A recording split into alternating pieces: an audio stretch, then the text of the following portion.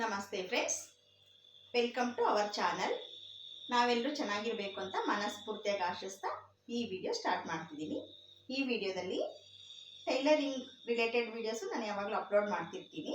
ಆದರೆ ಈ ವಿಡಿಯೋದಲ್ಲಿ ನಮ್ಮ ಹೆಲ್ತ್ ಯಾವ ರೀತಿ ನಾವು ನೋಡ್ಕೊಳ್ಬೇಕು ಅನ್ನೋದ್ರ ಮೇಲೆ ಈ ವಿಡಿಯೋ ಇರುತ್ತೆ.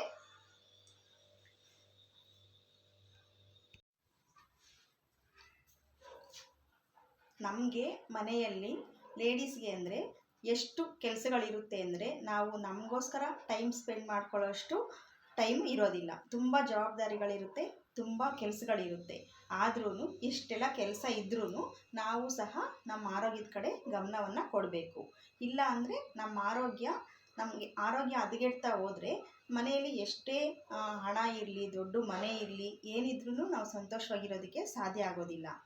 ಮುಂದೆ ನಮಗೆ ಇರುವಂಥ ಚಿಕ್ಕ ಮಕ್ಕಳು ನಾಳೆ ದಿನ ದೊಡ್ಡವರಾಗ್ತಾರೆ, ಯಾವುದೋ ಒಂದು ಕೆಲಸಕ್ಕೂ ಸೇರ್ಕೊಳ್ತಾರೆ, ಅವರು ಹ್ಯಾಪಿಯಾಗಿರ್ತಾರೆ ಅಂತಂದರೆ ನಾವು ಅದನ್ನು ನೋಡೋದಕ್ಕೋಸ್ಕರ ಆದ್ರೂ ನಾವು ಆರೋಗ್ಯದಿಂದ ಬದುಕಬೇಕಾಗಿರುತ್ತೆ.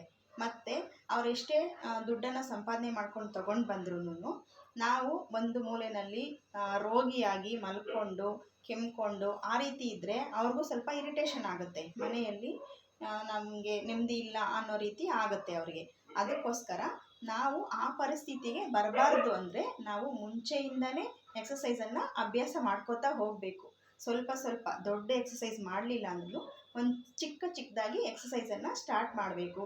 ಮತ್ತು ಒಂದು 10 ನಿಮಿಷ ವಾಕ್ ಮಾಡೋದಾಗಲಿ, ಅಥವಾ ಒಂದು 30ರಿಂದ 40 ತನಕ ಸ್ಕಿಪ್ಪಿಂಗ್ ಆಡೋದಾಗಲಿ, ಅಥವಾ ಬಸ್ಕಿ ಹೊಡೆಯೋದಾಗಲಿ, ಇದನ್ನು ಸ್ಮಾಲ್ ಆಗಿ ಸ್ಟಾರ್ಟ್ ಮಾಡ್ತಾ ಹೋದರೆ ಅದೇ ಒಂದು ದೊಡ್ಡ ಎಕ್ಸಸೈಸು ಮಾಡಬೇಕು ಅನ್ನೋದಕ್ಕೆ ನಮಗೊಂದು ಸ್ಫೂರ್ತಿನ ತರುತ್ತೆ ಅದು.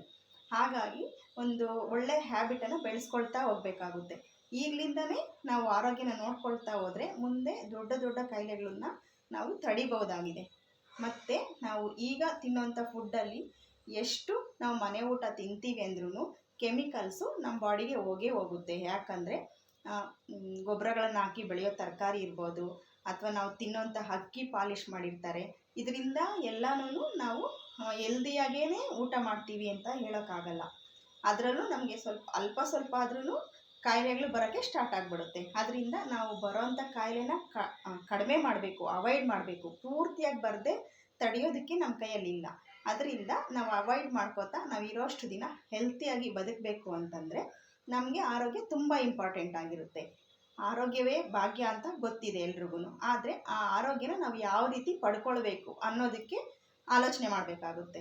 ಮತ್ತು ಕೆಲವೊಂದೊಂದು ಕಾಯಿಲೆಗಳು ನಮಗೆ ಆನುವಂಶೀಯವಾಗಿ ಬಂದಿರುತ್ತೆ ಆಲ್ರೆಡಿ. ಯಾಕಂದರೆ ಇವಾಗ ತಂದೆಯಿಂದ ಅಥವಾ ತಾಯಿಯಿಂದ ಬರೋವಂಥ ಕಾಯಿಲೆಗಳು ತುಂಬ ಇದೆ. ಅದು ನಾವು ಮಾಡದೇ ಇರೋ ತಪ್ಪಿಗೆ ನಾವು ಶಿಕ್ಷೆನ ಅನುಭವಿಸ್ಬೇಕಾಗಿರುತ್ತೆ.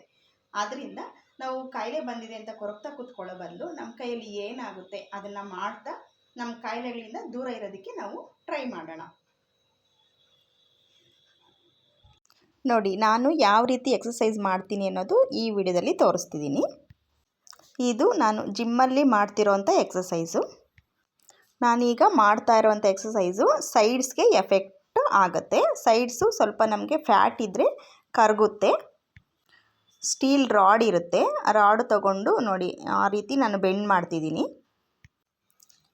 ನಾನೀಗ ಬೆಂಡ್ ಆಗ್ತಿದ್ದೀನಲ್ಲ, ಅದು ಸೈಡ್ಸ್ಗೆ ತುಂಬಾ ಎಫೆಕ್ಟ್ ಕೊಡುತ್ತೆ. ಅಲ್ಲಿ ಫ್ಯಾಟ್ ಎಷ್ಟು ಸೇರಿಕೊಂಡಿದ್ರು ಆ ಫ್ಯಾಟ್ ಎಲ್ಲ ಕರಗೋದಕ್ಕೆ ಸ್ಟಾರ್ಟ್ ಆಗುತ್ತೆ. ಈ ರೀತಿ ಎಕ್ಸಸೈಸು ಡೈಲಿ ಮಾಡೋದ್ರಿಂದ ಸ್ಟಾರ್ಟ್ ಆಗುತ್ತೆ. ಸ್ವಲ್ಪನೇ ಫ್ಯಾಟ್ ಕರಗೋದು ಸ್ಟಾರ್ಟ್ ಆದರೆ ಸೈಡ್ಸಲ್ಲಿ ಶೇಪು ಅಷ್ಟೇ ನೀಟಾಗಿ ಕಾಣುತ್ತೆ. ಸೊಂಟದ ಸುತ್ತ ಮತ್ತು ಹೊಟ್ಟೆ ಸುತ್ತ ಲೇಡೀಸ್ಗೆ ಫ್ಯಾಟು ಜಾಸ್ತಿ ಸೇರಿಕೊಳ್ಳುತ್ತೆ. ಹಾಗಾಗಿನೇ ಈ ಎಕ್ಸಸೈಸು ಈ ಫ್ಯಾಟ್ ಎಲ್ಲ ಕರಗೋದಕ್ಕೆ ಹೆಲ್ಪ್ ಮಾಡುತ್ತೆ. ನಾನು ಇದನ್ನು ಕೌಂಟ್ ಮಾಡ್ಕೊಂಡು ಮಾಡ್ತಿದ್ದೀನಿ. ಈ ಕಡೆಗೆ 20 ಸಲ ಮತ್ತು ಇನ್ನೊಂದು ಕಡೆಗೆ 20 ಸಲ, ಈ ರೀತಿ 3 ಸೆಟ್ಸನ್ನು ಕೌಂಟ್ ಮಾಡಿ ಮಾಡ್ಕೊಳ್ತಿದ್ದೀನಿ. ಈಗ ಎಕ್ಸಸೈಸು ಬೇರೆ ರೀತಿ ಚೇಂಜ್ ಮಾಡ್ತಿದ್ದೀನಿ ನೋಡಿ.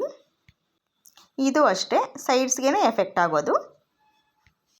ನಾನೊಂದು ಟೈಮ್ ಟೇಬಲ್ ಹಾಕ್ಕೊಂಡಿರ್ತೀನಿ. ಸೈಡ್ಸ್ಗೆ ಯಾವತ್ತು ಮಾಡಬೇಕು, ಮತ್ತು ಶೋಲ್ಡರ್ಗೆ ಯಾವತ್ತು ಮಾಡಬೇಕು, ಮತ್ತು ಬ್ಯಾಕ್ಗೆ ಯಾವತ್ತು ಮಾಡಬೇಕು, ಚೆಸ್ಟ್ಗೆ ಈ ಥರ, ಮತ್ತು ಆ್ಯಪ್ಸು ಈ ರೀತಿ ಸಪ್ರೇಟಾಗಿ ನಾನು ಟೈಮ್ ಟೇಬಲನ್ನು ಹಾಕ್ಕೊಂಡಿರ್ತೀನಿ. ಅದನ್ನು ಫಾಲೋ ಮಾಡಿಕೊಂಡು ಎಕ್ಸಸೈಸನ್ನು ಕಂಟಿನ್ಯೂ ಆಗಿ ಮಾಡ್ಕೊಳ್ತೀನಿ. ನಾನು ಕಡಿಮೆ ಅಂದ್ರೂ 1 ಅವರು ಜಿಮ್ಮಲ್ಲಿ ಎಕ್ಸಸೈಸನ್ನು ಮಾಡೋಕ್ಕೆ ಟ್ರೈ ಮಾಡ್ತೀನಿ. ನನಗೂ ಸಹ ಸೊಂಟ ಸುತ್ತ ಮತ್ತು ಈ ಬೆಳ್ಳಿ ಫ್ಯಾಟ್ ಅಂತಾರಲ್ವ ಅದೆಲ್ಲ ಇರೋದ್ರಿಂದ ಸ್ವಲ್ಪನೇ ಕರಗಿಸ್ಬೇಕು ಅನ್ನೋ ಉದ್ದೇಶದಿಂದ ಸ್ವಲ್ಪ ಸೈಡ್ಸ್ಗೆ ಎಕ್ಸಸೈಸು ಜಾಸ್ತಿನೇ ಮಾಡೋಕ್ಕೆ ಟ್ರೈ ಮಾಡ್ತೀನಿ. ಈ ವಿಡಿಯೋನ ಅಪ್ಲೋಡ್ ಮಾಡ್ತಾ ಇರೋ ಉದ್ದೇಶ ಅಂದರೆ ಒಬ್ರಿಗಾದರೂ ನಾವು ಎಕ್ಸಸೈಸ್ ಮಾಡಬೇಕು ಅನ್ನೋವಂಥ ಆಸೆ ಬರಲಿ ಅಂತೇಳ್ಬಿಟ್ಟು ಒಬ್ಬರು ಇಬ್ಬರಾದರೂ ಬದಲಾಗ್ಬೋದು ಅಂದ್ಬಿಟ್ಟು ನಾನು ಈ ವಿಡಿಯೋನ ಅಪ್ಲೋಡ್ ಮಾಡ್ತಿದ್ದೀನಿ. ನೋಡಿ, ಈಗ ಎಕ್ಸಸೈಸು ಚೇಂಜ್ ಮಾಡಿದ್ದೀನಿ ನೋಡಿ. ಇದು ಅಷ್ಟೇ, ಸೈಡ್ಸು ನೀಟಾಗಿ ಕರಗುತ್ತೆ. ಅಂದರೆ ಒಂದಿನ, 1 ವಾರ ಅಥವಾ 1 ತಿಂಗಳು ಮಾಡಿಬಿಟ್ಟು ನಮಗೆ ಕರಗಲೇ ಇಲ್ಲ ಅಂತ ಹೇಳ್ಬಾರ್ದು. ಡೈಲಿ ಕಂಟಿನ್ಯೂಸ್ ಆಗಿ ಮಾಡ್ತಾ ಇರಬೇಕು, ಎಕ್ಸಸೈಸ್ ಮಾಡ್ತಾ ಇರಬೇಕು. ಸೈಡ್ಸ್ಗೆ ಅಂತಲೇ ಅಲ್ಲ, ಬಾಡಿಯಲ್ಲಿರೋ ಎಲ್ಲ ಪಾರ್ಟ್ಸ್ಗೂ ಒಂದೊಂದು ದಿನ ಎಕ್ಸಸೈಸನ್ನು ಫಿಕ್ಸ್ ಮಾಡಿಕೊಂಡು ಫಾಲೋ ಮಾಡಬೇಕಾಗುತ್ತೆ. ಲೆಗ್ಸ್ಗೆ ಮತ್ತು ಆರ್ಮ್ಸ್ಗೆ, ಆ್ಯಪ್ಸ್ಗೆ, ಶೋಲ್ಡರ್ಗೆ, ಚೆಸ್ಟ್ಗೆ, ಬ್ಯಾಕ್ಗೆ, ಆ್ಯಪ್ಸ್ಗೆ ಈ ರೀತಿ ಚೇಂಜ್ ಮಾಡಿಕೊಂಡು ಮಾಡ್ಕೊಳ್ಬೇಕಾಗುತ್ತೆ ಎಕ್ಸಸೈಸು. ನೋಡಿ, ಇಲ್ಲಿ ಈ ರೀತಿ ವೆಯ್ಟ್ ವೈಸು ಡಿಸ್ಕ್ಗಳನ್ನು ಇಟ್ಟಿರ್ತಾರೆ. ಇದು ವೆಯ್ಟು 2.5 kg ಸ್ಟಾರ್ಟ್ ಆಗುತ್ತೆ.